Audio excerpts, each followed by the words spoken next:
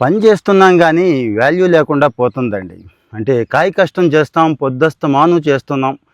కేవలం జనాభా లెక్కల్లో ఉంటాం. ఆధార్ కార్డు ఉందిగా, ఓటర్ కార్డు ఉంది కదా అనుకుంటారేమో. కాదండి.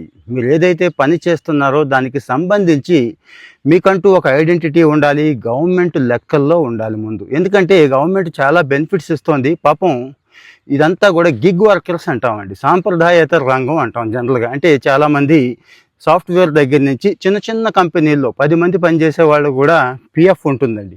వాళ్ళు ప్రావిడెంట్ ఫండ్ తీసుకుంటారు, హెల్త్ బెనిఫిట్స్ ఉంటాయి, ఈఎస్ఐ ఉంటాయి, చాలా ఉంటాయి కదా. అలాంటివి ఏవి ఉండవు మీకు. ఒకసారి చెక్ చేసుకోండి. చాలామందికి, మీకు కాకపోతే కనీసం మీ దగ్గర ఉన్న వాడికి కూడా ఉండే అవకాశం లేదు. అవునా కదా? మరి వీళ్ళు ఏం చేయాలి అంటే, గవర్నమెంట్ ఇప్పుడు కొత్తగా ప్రపోజల్ తెస్తుందండి. ఆయుష్మాన్ భారత్ కింద తెచ్చేసింది కూడా.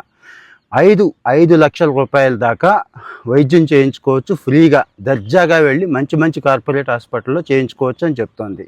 1 కాదు 2 కాదు, కొన్ని వేల హాస్పిటల్, 31,000 హాస్పిటల్స్ అయితే ఉన్నాయండి భారతదేశంలో.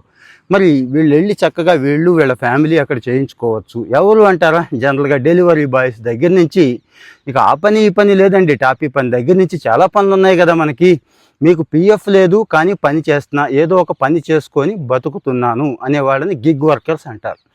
ఇప్పటికైతే 1-2 కోట్లు వచ్చేసారండి. ఇక ప్రతి సంవత్సరం కొన్ని కోట్లలో పెరుగుతారు వీళ్ళు అనేది ఒక ఆలోచన. ఏం చేయాలి అంటారా? నేను ఇక్కడ అడ్రస్ ఇస్తున్నాను చూడండి. ఈశ్రమ్ అని చెప్పి ఒక పోర్టల్ ఇచ్చేసింది గవర్నమెంట్ ఆఫ్ ఇండియా.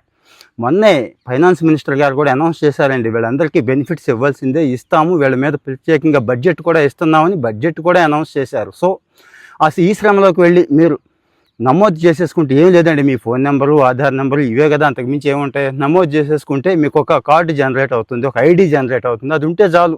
భారతదేశంలో ఎక్కడైనా కానీ హాయిగా వైద్యం అయితే చేయించుకోవచ్చు. కేవలం వైద్యమేనా అంటారేమో, కాదండి, పెన్షన్ కూడా. భవిష్యత్తులో వీళ్ళందరికీ కూడా పెన్షన్ ఇవ్వాలి, ఎంతో కొంత ఇవ్వాలి. అంటే మనం 100 రూపాయలు వేసుకుంటే గవర్నమెంట్ ఇంకో 100-200 వేస్తుంది కదండి. అంటే మాట వరుసకు 100 అంటున్నాను.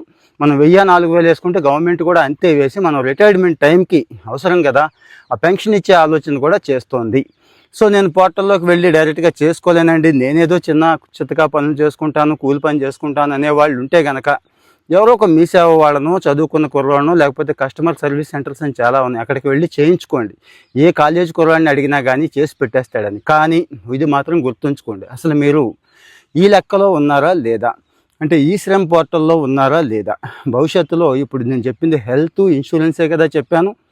ఏ ప్రభుత్వం కూడా ప్రజల్ని వదులుకోదు కదా, వాళ్ళ కష్ట సుఖాలు చూడాలంటది కదా.